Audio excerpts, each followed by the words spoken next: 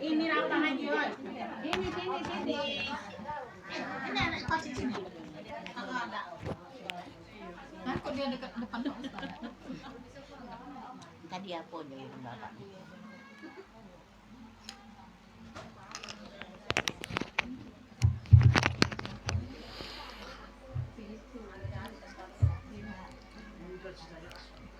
A'udzu billahi minasyaitonir rajim. Bismillahirrahmanirrahim. Assalamualaikum warahmatullahi wabarakatuh. Alhamdulillah wassalatu wassalamu ala Rasulillah wa ala alihi wa sahbihi wa mawalah wa la haula wa la quwata illa billah. Itu speakernya. Iya. Story. Tuan rumah Erna.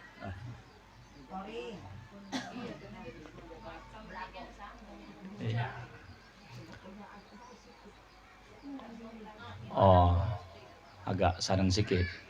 Kemana lagi nih?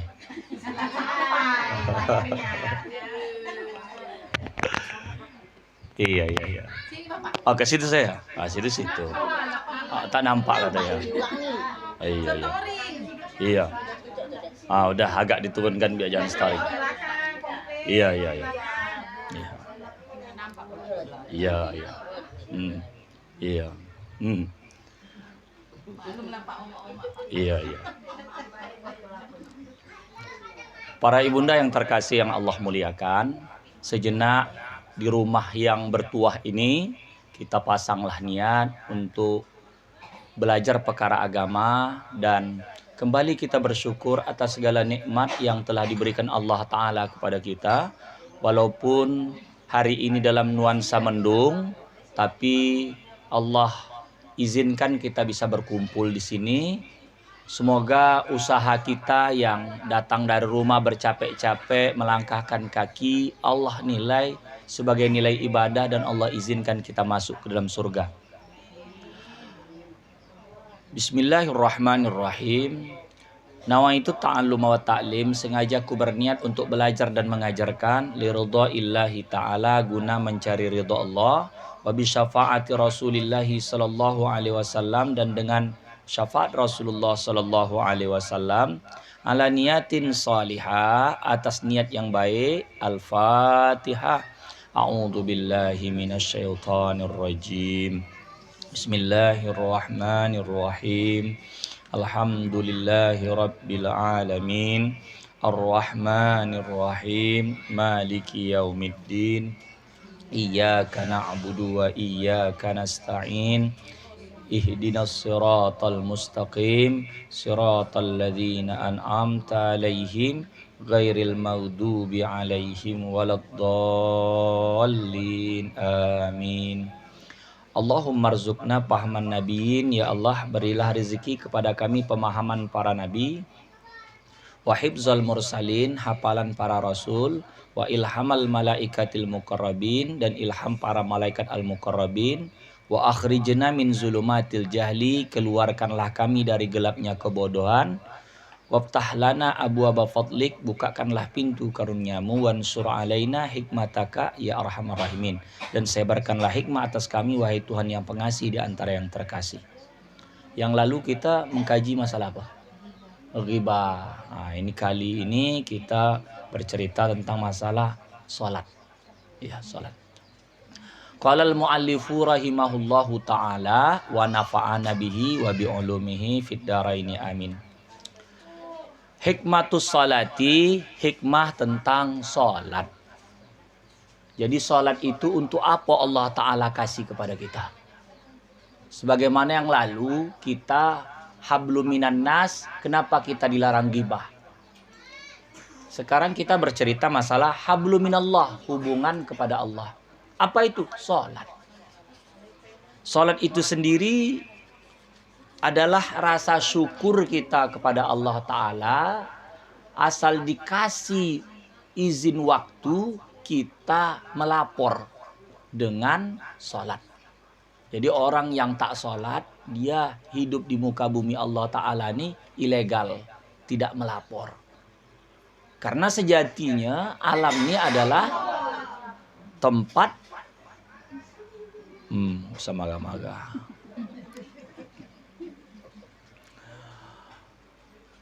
Tempat kita itu merantau. Kalau orang merantau sampai satu tempat, itu kan ada dulu harus melapor 2 kali 24 jam.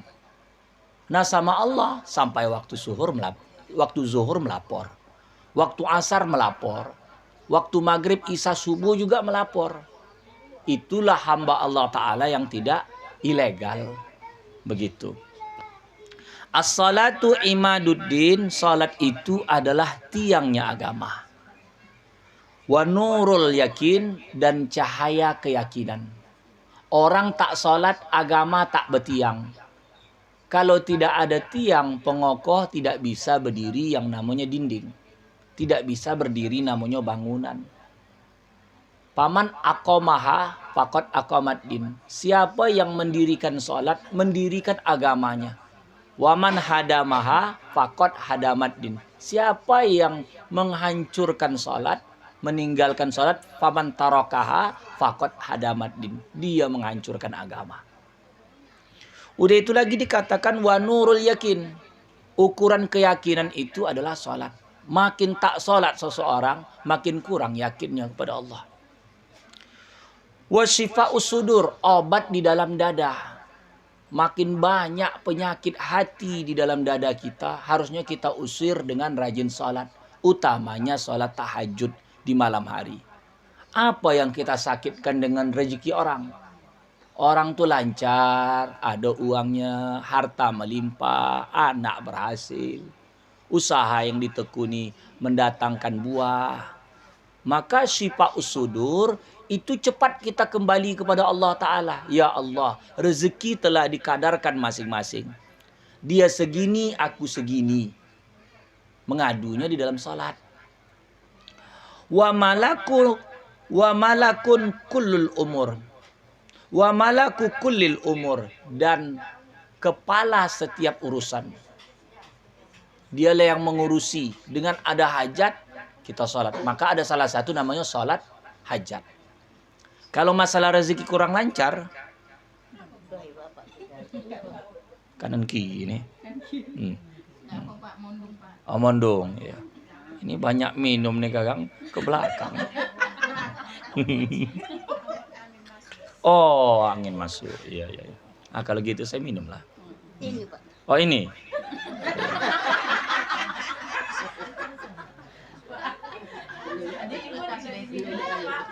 Ah, berarti ini ke sini. Nah. Belum diminum itu. Belum diminum itu, Bu. Iya. Ada. Ini kan Ustadz Ustazah. Kan cantik kan dua itu. Sudah ya, kita lanjut ya. Li'annaha tanha anil fahsya'i wal munkar. Salat itu kalau betul-betul dikerjakan dapat mencegah perbuatan keji dan mungkar. Salah satu perbuatan mungkar itu sebagaimana cerita yang lalu, ghibah. Akibat sampai waktu salat azan zuhur, ghibahnya menggosip, reklame dulu. Balik dia. Ngapain Bu? Salat gitu ya. Nanti lanjut lagi ya, kata dia. Urusan belum selesai. Karena Rizky Bilar ada yang mau diceritakan sama Lesti gitu. Iya. Assalamualaikum. Iya. Jadi ada jamaah bertanya, apa tidak menggosip tuh Ustaz? Itu ceritanya udah umum. Kalau gosip tuh memang dirahasiakan, awak yang mempopulerkan. Ini dia sendiri yang menunjukkan, karena dunia artis tuh memang mencari duitnya dari populer tuh. Akibat begini tambah naik nanti rezekinya si Lesti tuh. Iya, karena dia korban. Yang hancur tuh si Rizky Bilar tuh. Oh, karena dia memukul bini. Pelintas di Facebook tuh. Kita baca juga lah. Masuk. Awak anda blokir tak bisa juga. Memang lalu dia. Tapi kata kawan, ini sebetulnya pengalihan isu. Karena ada, iya kan kalau oma-oma ini nengok kayak gitu tuh panas dia. Panas. Akhirnya cerita, iya. Akhirnya, ini antara penggemar Lesti nih. Iya. Jadi gara-gara ada sholat, istirahat dulu. Kita enceng dulu ya, mau sholat. Karena kenapa? Waktu itu dibatasi dengan sholat. Makanya betul lah kata kitab, sholat itu dapat mencegah perbuatan keji dan mungkar. Minimal waktu itu. Ya, minimal waktu itu. Seperti itu. Tapi sebetulnya, sebagaimana yang saya katakan, dibesar-besarkan cerita ini karena memang orang kalau cerita artis mudah itu. Mudah cepat bersebarnya. Karena ada kasus yang paling besar. Si Sambolado belum selesai Sambolado. Sambolado tuh. Jadi dengan ada cerita Lesti hilang dulu. Karena semalam buat kasus juga anggota Sambolado tuh. Apa itu? Dilemparkannya lah gas air mata di ruangan tertutup. Sedangkan pintu keluar tuh satu. Terpijak-pijak lah orang. Prosedur melempar gas air mata tuh di ruangan terbuka. Orang bisa berserak ke sana kemari. Ini ruangan tertutup, orang lari ke ruangan satu, terpijak-pijak lah, matilah 170 orang. 170 orang. Data awalnya kan 130-an. Rupanya karena meriang menahankan sakit terpijak-pijak tuh, akhirnya 170.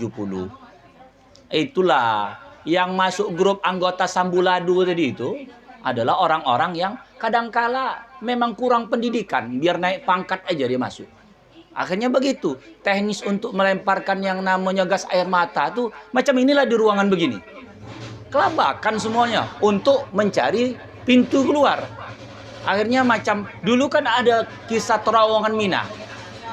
Terowongan Mina itu akhirnya banyak korban pada saat itu karena sempitnya ruangan, orang itu tadah jalannya bertabrakan. Akhirnya jadi kasus. Begitulah. Tapi kalau dilempar di lapangan terbuka, macam demonstrasi, itu bisa berserak ke sana ke sini. Itu seperti itu. Wallahu a'lam. Udah. Wa taba'udun nafsi al-ammarati, dan menjauhkan nafsu amarah. Nafsu menyuruh buruk. Salat itu obat bagi jiwa. Jadi kalau ada orang dia punya nafsu amarah, cara salah satu untuk mengontrolnya dengan perbanyak salat. Ghairul maudu, sebaik-baik untuk yang dikojokan adalah as-shalah, salat. Salat itulah. Jadi kalau kita nih lagi tak ada kerjaan, daripada menggosip, lebih baik salat sunat. Kalau kita punya kedai, ada satu ruang dibuat di kedai itu yang bisa untuk salat sambil menunggu, tak ada yang apa, pancing rezeki dengan salat. Salat mutlak pun boleh. Udah habis pula dia mengerjakan salat duha, salat mutlak. Begitu. Karena waktu yang terdekat antara hamba dengan Allah adalah di waktu sujud. Sujud itu dilakukan di waktu salat. Dia tidak peduli apakah sujud pertama, apakah sujud terakhir, apakah sujud di tengah-tengah. Asal di waktu sujud seseorang itu lagi dekat kepada Allah. Begitu.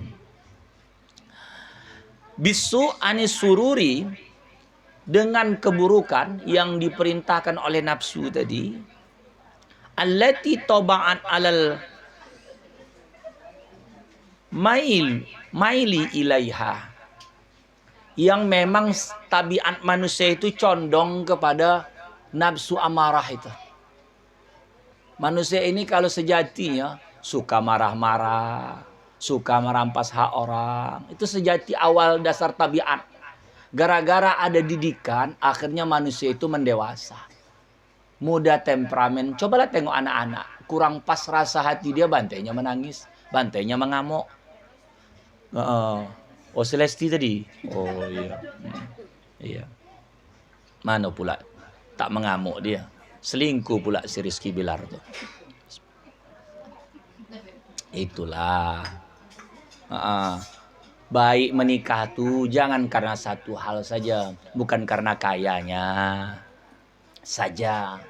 Bukan karena nasab keturunan. Bukan karena ganteng saja. Tapi semuanya lebih didasarkan agama. Kalau udah agama, ada pula tambahan yang lain, alhamdulillah. Agama itulah yang akan menenteramkan. Jadi kalau dalam rumah tangga ini macam mana kalau seandainya pasangan tuh dulu kita jumpa kurang beragama, sama-sama belajar balik. Ada pengajian datang, ya. Nah, belajar agama, pahami. Sekarang belajar agama itu kan sudah cukup mudah. Dibuka Facebook, YouTube, bisa didengar kajian.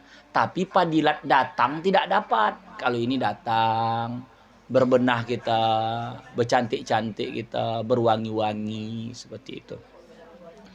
Wa iza kanat fawaidul ightisal wal wudu, dan apabila adalah dia faedah dari membasuh dan wudu, ightisal perkara mandi dan wudu, tilkal fawaidul azimatu, itu adalah faedah, tilkal fawaidal azimatu adalah faedah yang agung, al jalilah yang nyata, allati bayyanaha yang kita mengetahui akannya, fi ghairi hadzal maudhi'i, pada selain kajian ini. Jadi kalau masalah mandi, masalah wudu ada hikmah sendiri.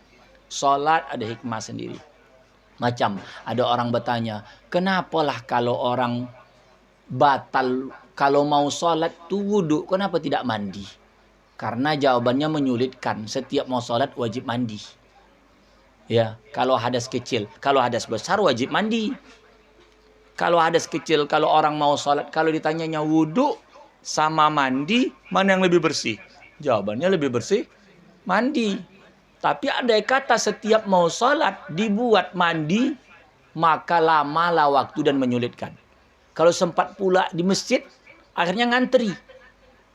Mau buka baju lagi, mau mandi lagi. Kalau wudu kan tak apalah dibuka, hanya anggota-anggota tertentu saja.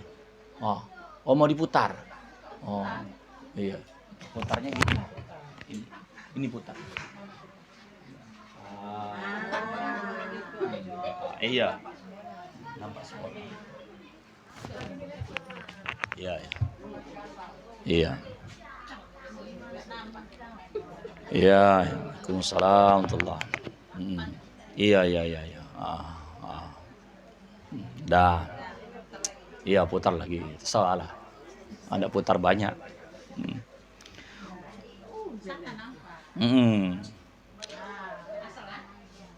Wahiyas sabilu, dan itu adalah jalan, al-musilu ila salati, yang berhubungan dengan salat. Jadi sebelum kita membersihkan hati kita dengan salat, kita bersihkan anggota dengan wudu serta mandi.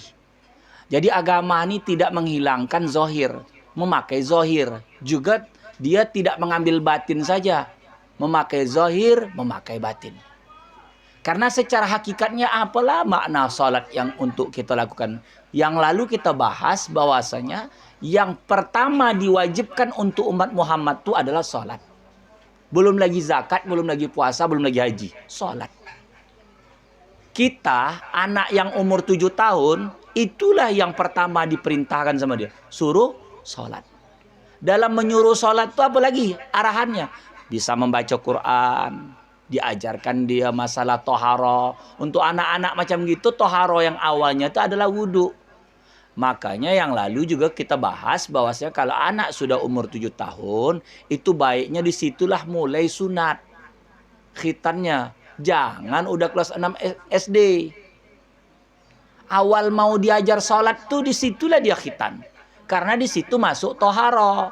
Nanti ketika dia cebok, kalau ada najis tinggal di kemaluannya, dia bawa sholat, otomatis sholat itu tidak sah.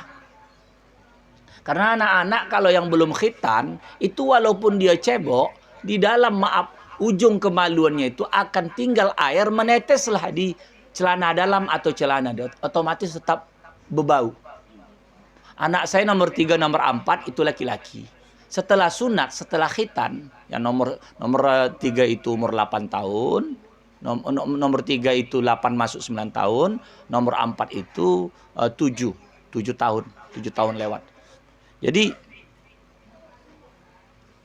ibu di rumah, istri di rumah, setelah membandingkan antara khitan sama tidak, memang dia mencuci celana itu memang bau sebelum khitan, sebelum sunat. Karena anak-anak masih tinggal najisnya. Begitu. Itu faedahnya tentang masalah khitan. Cuman kalau perempuan, apakah wajib khitan? Kalau dalam mazhab Syafi'i wajib sunat. Di luar mazhab Syafi'i seperti Hanafi hanya anjuran saja. Karena tidak ada yang menghalang daripada najis. Laki-laki ada penghalang. Begitu. Sudah. Balik kita cerita kitab ini. Wa yasabilul musilu ila salati fa kaifa takunu faidatus salati wa hiyal maksud. Maka bagaimana adalah faedah salat itu, dan dia adalah al-maksud bizati dengan zat wal ghardi dan tujuan al-wahid yang Allah Ta'ala itu jadikan untuk kita, minal wudu'i wa tathiri, daripada wudu dan membersihkan. Jadi salat itu juga sebelumnya kalau cerita bersih mandi dan wudu itu membersihkan zahir, sedangkan salat membersihkan batin. Yakipul insan, berdirilah manusia amama maulahu, di depan Tuhannya. Fil yaumi wal lailati, pada malam dan siang. Khamsa marratin, 5 kali. Jadi manusia berdiri di hadapan Allah 5 kali.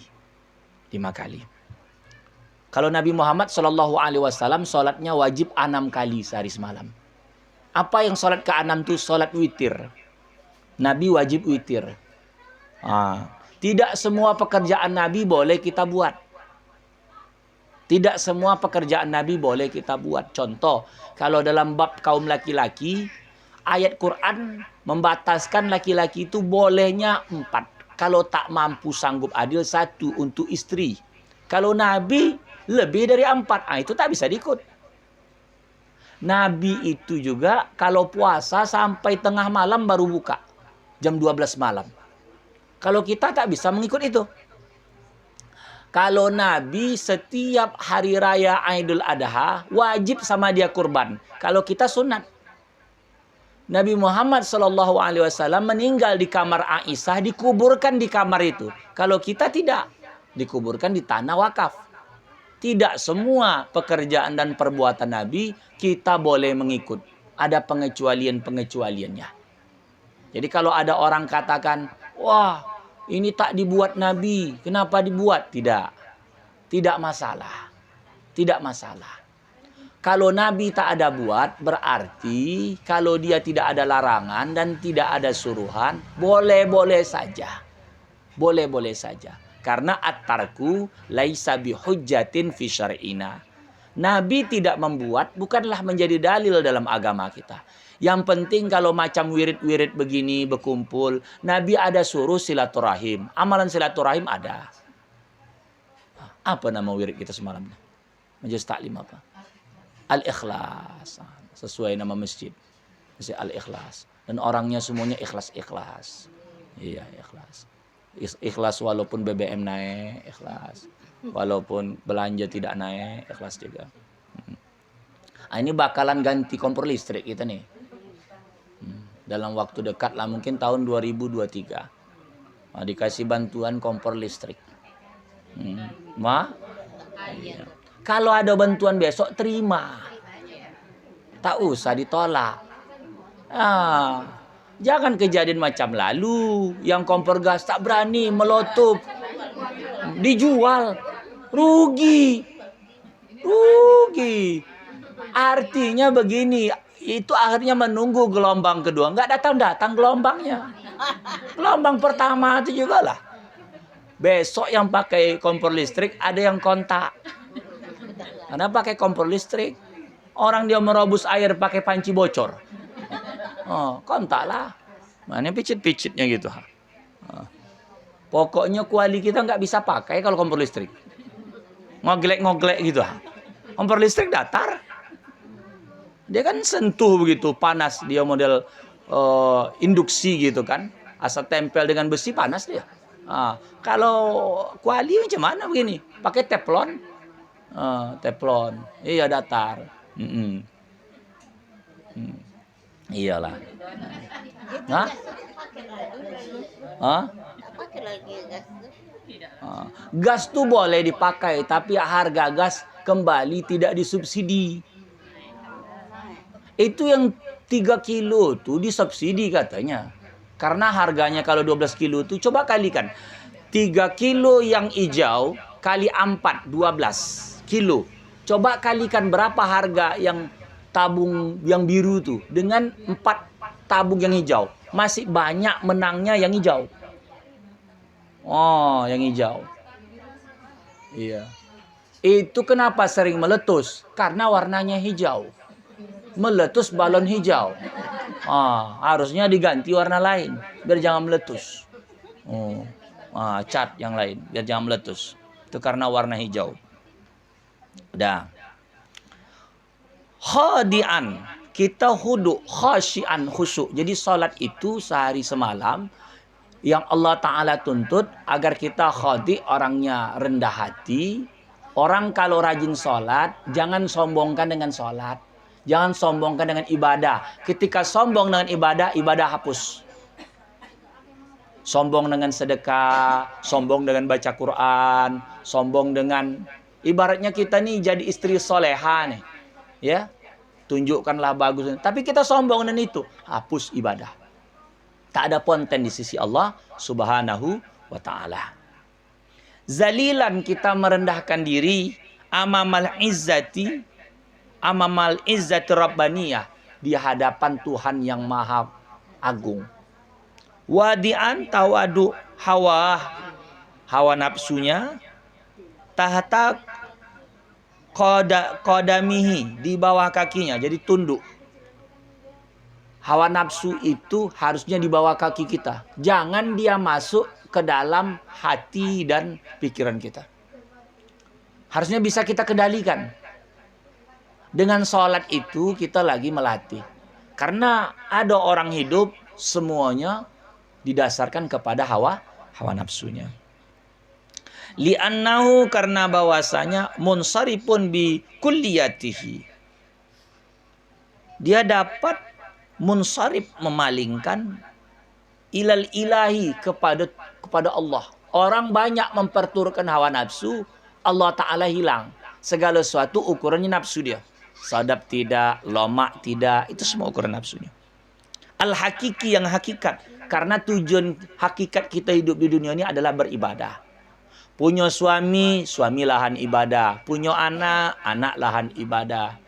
Punya harta, harta lahan ibadah. Punya umur lahan ibadah. Semua kita gunakan untuk beribadah.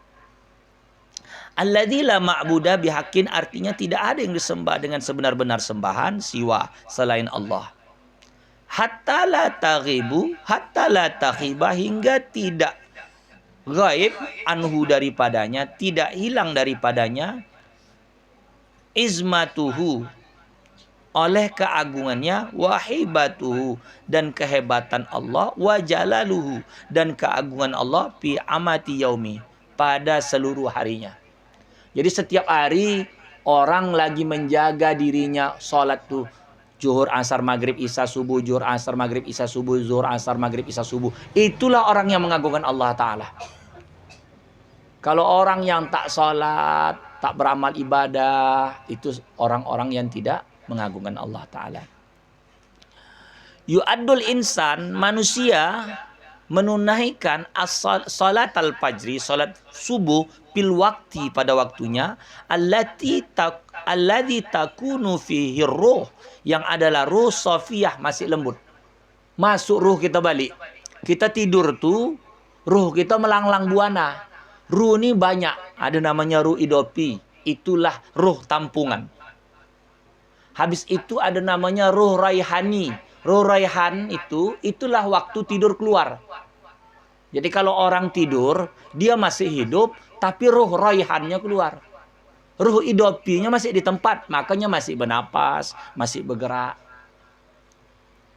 Ada lagi namanya ruh jasmani. Ruh jasmani itu kuku bisa tumbuh, rambut bisa tumbuh. Makanya ada orang dikubur puluhan tahun di dalam tanah, kukunya bisa panjang, rambut bisa panjang. Karena ruh jasmaninya belum lepas dari badannya.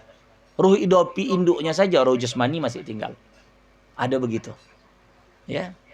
Ada lagi namanya ruh nurani. Ruh nurani itu nengok orang tak kenal kita, tapi tiba-tiba lembut aja hati kita nengok dia. Nurani kita. Macam nengok si Lesti. Siapa yang sudah pernah jumpa sama Lesti langsung?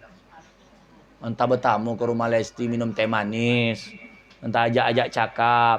Gara-gara ditumbuk buat Rizky Bilar terasa sebagai seorang perempuan. Itu namanya ruh nurani.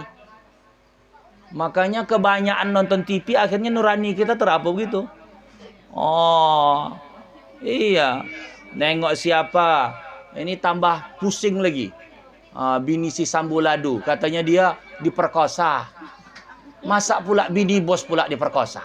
Itu dibunuhnya sih yang meninggal tuh. Joshua tuh. Di dalam tuh banyak penjagaan. Bini bos kok. Entah dia pula yang menadahkan diri. Entahlah pula. Tak tahu. Dia cari kuat. Kuat namanya. Yang lain tak kuat. Itu namanya nurani. Nurani. Apatah lagi nih nanti mulai tahun 2023 bawa tahun 2024. Banyak yang bermain dengan nurani. Mau jadi anggota dewan dia, mau jadi apa dia. Main nurani dia. Datang dia membantu. Kan gitu. Tampil dia di waktu itu. Lalu nurani kita, pilih aja lah dia. Nama nurani kita yang disentuhnya.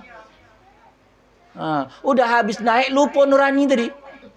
Tinggal nuraini. Nuraini aja lah, nurani tak ikut. Nuraini ini cahaya mata dia bercahaya aja. Asal awak tengok, bercahaya aja mata dia. Nengok awak, anak dimakannya awak. Dah. Jadi di waktu subuh, jiwa itu masih lembut. Wan nafsu mutmainnah, dan nafsu itu masih tenang. Kalau waktu subuh belum banyak permintaan. Kalau udah siang ini udah banyak permintaan. Waktu subuh itu paling ada air putih aja udah cukup dulu. Udah masuk. Iya. Habis itu nanti mulailah udah selesai urusan, hendak mencari lontong lah, baru mencari lontong. Belum lagi banyak aktivitas karena waktu subuh. Nah, di waktu masih kosong itulah kita disuruh untuk menghadap Allah Subhanahu wa ta'ala. Jadi gunanya salat itu sewaktu kita lagi siang, sewaktu kita masih pagi, untuk membekali diri yang masih lembut nafsu kita dengan mengingat Allah Subhanahu wa ta'ala. Jangan ingat yang lain dulu. Karena kalau waktu subuh sudah mengingat utang, mengingat si Lesti sama Bilar, itu berat itu. Iya, karena heboh kita memikirkan itu. Makanya baik kalau subuh jangan buka Facebook dulu. Iya kan, Facebook. Kan melintas di Facebook. Kan ada orang modalnya asal bangkit yang pertama dibukanya apa? HP. Iya, alhamdulillah lah yang tak ngerti. Kalau yang ngerti pagi-pagi udah merepet dia. Sempat pula dia punya menantu macam gitu. Laki kau tu. Opo 9 rupanya. Gitu. Udah. Apa tak cepat kau setruk?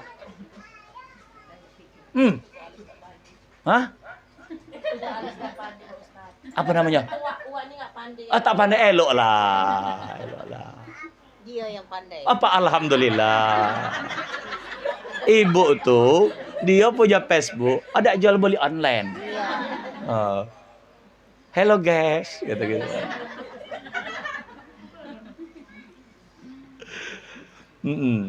Antalah. Itulah salah satu hikmahnya kalau kita ini taklim. Jadi masalah-masalah di rumah untuk sementara waktu istirahat dulu. Wajimalut tabi'ah, dan cantiknya tabiat. Orang kalau yang masih pagi itu masih belum banyak menyalah tabiatnya.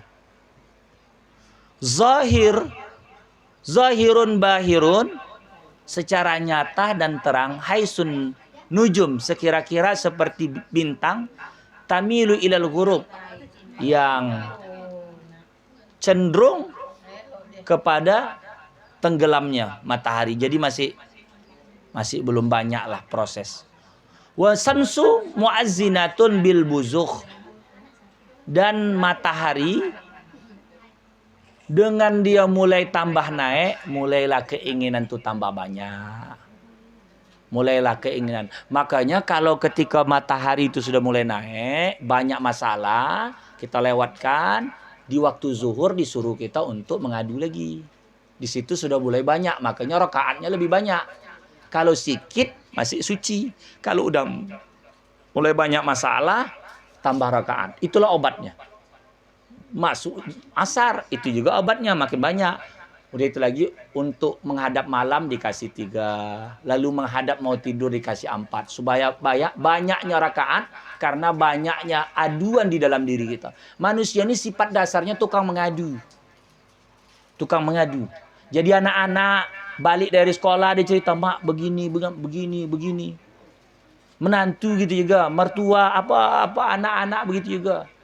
Anak murid sama semua manusia. Cuman Allah Ta'ala buat tempat mengadu itu sholat. Jadi intinya hikmah sholat itu adalah waktu kita mengadu kepada Allah Subhanahu wa Ta'ala. Sekiranya sampai di situ saja. Kita buka dengan tanya jawab. Demikian. Assalamualaikum warahmatullahi wabarakatuh. Nampak sini. Kalau masalah berumah tangga tuh, selain cantik rupa juga mulailah jiwa itu dicantikkan. Kecantikan itu bisa menarik untuk jadi pasangan, tapi kalau untuk mempertahankan itu kecantikan jiwa. Ibu boleh glowing, skincare itu untuk mempertahankan. Laki itu jangan pandangannya kepada perempuan lain, tapi jiwanya, hati kita yang mempertahankan. Kalau seandainya balik merepet-repet, apa lagi bang? Mana setoran bang? Nggak ada bang, nggak boleh masuk. Lari suaminya. Jadi yang pertama ditanya, bang balik, mau minum dulu, mau makan dulu, mau mandi dulu, mau apa bang? Atau mau aku? Kan gitu. Jangan pula disambut pula dengan mengamuk-ngamuk. Udah hari hangat, hot, cakap pun hot, teruslah mengamuk. Itu sebetulnya pelajaran. Kalau sesuatu belum tercapai sama kita, yang paling banyak kita mengadu bukan walaupun ado abang, tapi sama Allah. Sama Allah. Kalau ada kita ingin perhiasan-perhiasan, bercakap sama suami, doa saja. Tapi meminta itu sama Allah. Mudah-mudahan abang ini berangkat bisalah boleh emas 1 mayam. Semoga dapat joki bisa boleh emas 1 mayam. Tapi mintanya sama Allah, bukan minta sama suami. Minta sama suami ada batasan. Kau ini heboh emas-emas saja. Mas-mas saja. Itu samping itu ada mas-mas, kata dia. Mas Paijo, Mas Karyo. Itu. Mas Kliwon. Gitu. Ada yang tidak tanya tidak?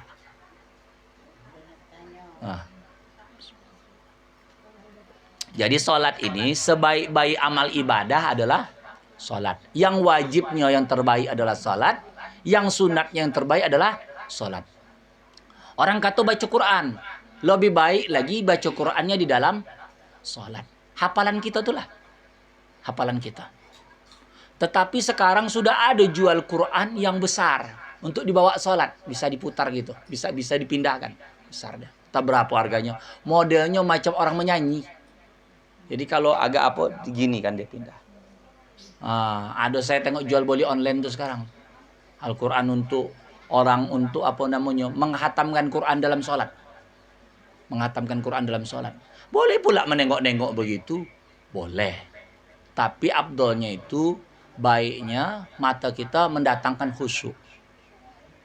Karena makin banyak mata kita begini, makin banyak gangguan, hati itu makin tidak tenang. Jadi tidak khusyuk gitu ya.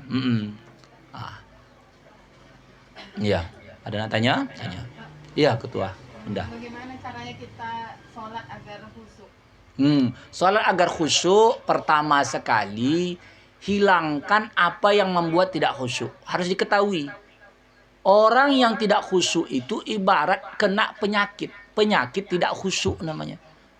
Kalau sudah tahu ada penyakitnya, berarti yang perlu diobati itu penyakitnya. Apa yang mengganggu tidak khusyuk? Apakah gara-gara pikiran tidak dapat PKH? Semua timbul. Memang dua tempat yang timbul. Pertama adalah sholat. Datang segala yang namanya imajinasi, inspirasi. Yang kedua, maaf, ketika di kamar mandi lagi mengagam, itu semua timbul. Di situ yang ngasih inspirasi mau setannya gak? Kalau sholat itu ganggu, semuanya lah datang itu. Sehingga 4 rakaat sholat zuhur itu bisa menjadi 5 rakaat. Atau bisa kurang daripada itu. Atau Fatihahnya tidak terbaca. Begitu. Hanyut. Kadang sujudnya bisa sekali naik terus. Kadang bisa tak rukuk langsung dari Allahu Akbar langsung. Kalau sudah datang gangguan setan itu, jangan diikutkan langsung putus. Jangan dihanyutkan. Awak kuatkan diri kita. Lawan balik. Yang lawan tuh diri kita. Jadi kalau orang sudah ada bisa tenang hatinya, bisa pikirnya tidak menjelajah. Kalau menjelajah langsung putus, itulah di dalam kitab disebut samaratul khusyuk, buah kekhusyukan. Begitu. Jadi kalau sholatnya itu tidak tenang, berarti belum khusyuk lah. Makanya itu perlu tiap hari kita sholat. Begitu. Ada yang lain? Nah, apa tuh? Siapa sekolah? Iya.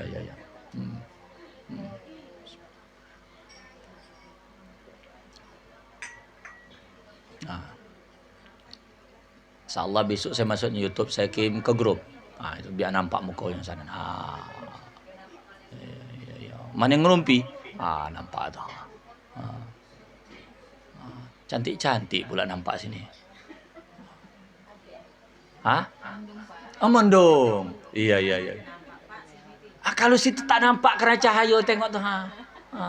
Kalau cahaya dilawan orang hilang tuh suangnya. Tak nampak. Ada.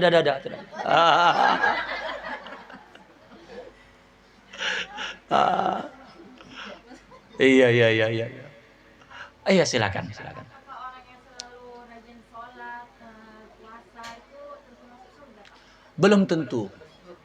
Bismillahirrahmanirrahim. Apakah orang rajin sholat, rajin puasa? Karena ada pintu selanjutnya. Apa pintu selain sholat dan puasa itu? Ikhlas.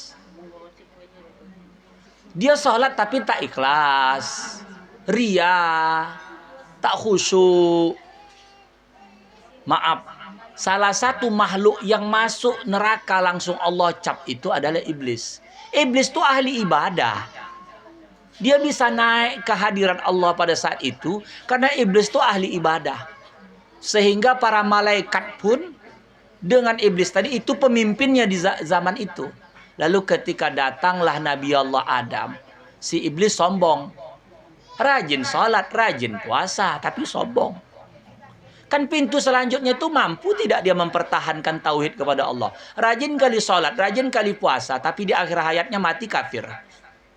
Tapi intinya sangkaan kita, kalau orang rajin sholat, rajin puasa, insya Allah masuk surga lebih mudah ketimbang orang yang tak sholat, tak puasa.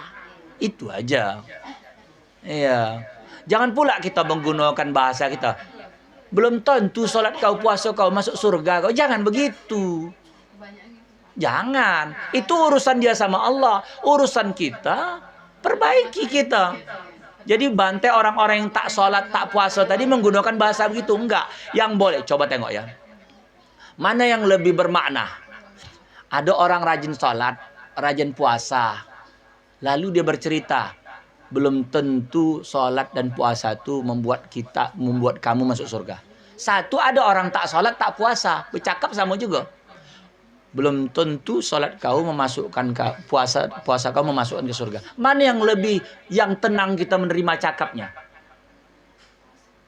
Si A, dia rajin sholat, rajin puasa. Lalu dia menasehatkan orang yang rajin sholat, rajin puasa. Belum tentu sholat itu dan puasa itu memasukkan ke surga. Yang bercakap ini rajin sholat, rajin puasa. Satu lagi, orang tak sholat, orang tak puasa bercakap sama. Yang mana kira-kira yang marah kita mendengarnya? Yang tak sholat. Karena dia bercakap sesuatu yang tak dibuatnya. Kalau orang yang sholatnya bercakap berarti nasihat namanya. Karena dia sendiri membuat. Itu harus paham dulu. Jadi kalau ada orang tiba-tiba dia melarang kebaikan, sementara dia masih buat buruk, tak suka kita menerimanya. Tapi kalau dia berbuat kebaikan, lalu menyampaikan, jangan begitu. Itu artinya nasihat. Nasihat. Begitu. Jadi kadang-kala kan ada orang begitu. Alah, wirid rajin, menggosip rajin. Usah wirid-wirid, kata dia. Dia sendiri tak wirid-wirid. Masih untung orang wirid menggosip. Ketimbang tak wirid menggosip rajin pula. Begitu. Ada yang lain lagi. Ya, jadi begitu ya Bunda ya. Jadi sholat dan puasa tidak jaminan. Makanya orang sholat tuh bisa juga masuk neraka. Pawailul lil musallin. Maka neraka willah bagi orang yang sholat. Ada sholat lembah neraka jahanam wil itu. Masuk willah orang yang sholat. Musallin itu artinya orang rajin sholat. Bukan tak rajin sholat, rajin sholat. Gitu ya. Ada yang lain?